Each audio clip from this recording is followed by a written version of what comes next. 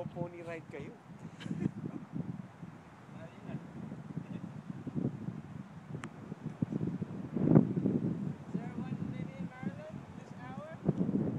Clark Elliott Farm.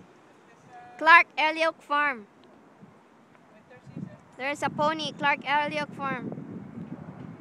Pero hindi, ano sa inyo ba? Like I think if there's a snow, it's harder.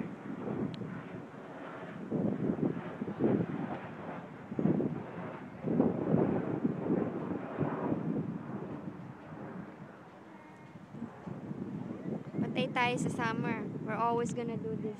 Spring, maganda ng weather. We're gonna do it.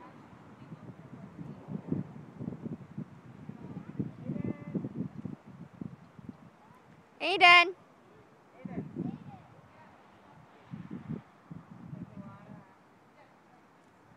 Pero it's amazing, right? He was able to stay there. And look, he looks. He's able to look. Iran, how's it going? He's smelling you. Did you take a shower? Said like he didn't take a shower. Ilang oras na tayo? Hindi ko alam. It's okay. Ako kung isang oras kayo dito, di sasakay na kami ng trail ride ni Diro. Kung mag-isang oras pa tayo rito.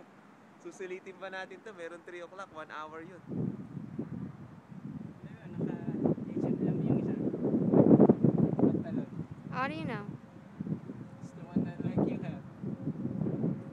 What? H&M. Ano yung H&M? Store. Oh, Diba? Baka pwede sabayan namin to, puro babae. Sakay kami dito. Isang oras, maghintay kayo. $30 lang an hour yan eh.